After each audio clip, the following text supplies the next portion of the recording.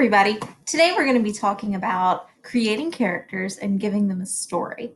So, one thing you've got to think about when creating your character is what are some details that you can add to a character that make it special, unique, and different.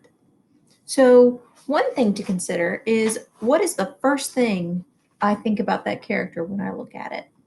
So, for example, if I were to look at, let's say, the genie from Aladdin, the first thing I notice about him is that he's a goofy guy. He's very expressive.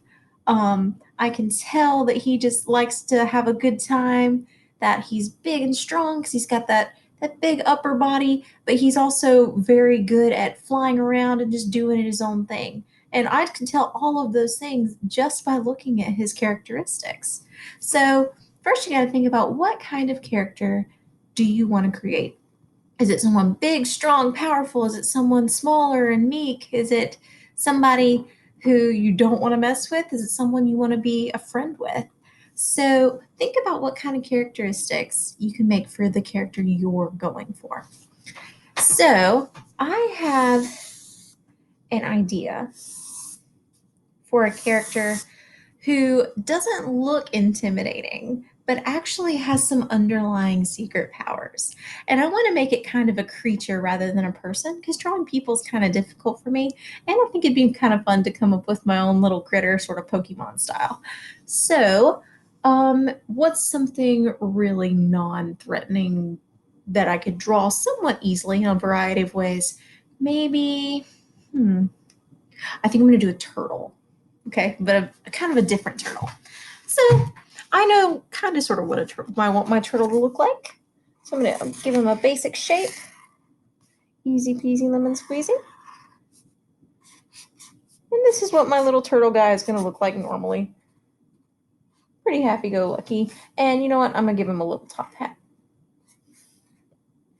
Okay, so there's him happy.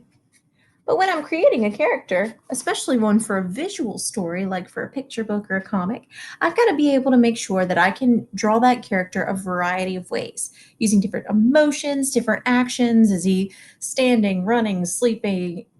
Is he scared? Is he angry? Is he sad? So I've got to be able to show that in a variety of ways. So let's see. If my little turtle guy is really sad, then maybe I want him to be kind of like downtrodden and just sort of slumped down. And a lot of animators use the trick of they literally make the faces themselves and like either get someone to model those faces and expressions for them or actually do it themselves in the mirror. So I encourage you to try that. So let's see. Just kind of downtrodden and sad and you looking down and just kind of slumpy. And you know, sometimes when Miss Lane is feeling kind of down, I might drown my sorrows in some ice cream. So I think that's what he's going to be doing. He's going to be enjoying his favorite turtley flavor of ice cream. I wonder what flavor ice cream turtles like. But he's got his little spoon.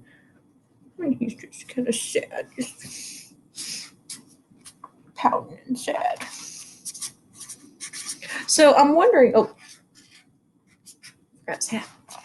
So even though this character is doing feeling two totally different things, I can still tell that it's the same person because they share a lot of the same characteristics. Similar shaped head, similar shaped shell, legs, all of that. Even though he's doing something totally different, I can still tell exactly who that is just by looking at what his features are. Okay, so I might want to also think about what if my little character guy is not sitting down at all? What if he is dancing? Hey. And he's having a grand old time. Just, hey, you guys. Holding out his hat.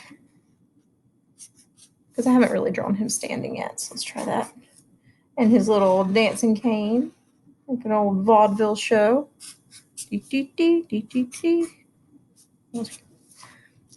Still can tell what it is. Look at all those characteristics. So, Once I've figured out how to draw my character in a variety of ways, I've got to figure out what sort of adventure or story I want them to have. So here's one that I've already come up with. This is a little fuzzly critter. Came up with him, and I kind of like the idea of him being really sweet and soft spoken, and then being kind of surprisingly having kind of a surprising mean streak going on. So I drew this character variety ways, and then I had to think about, what do I want that character to experience? What conflict is that character going to go through?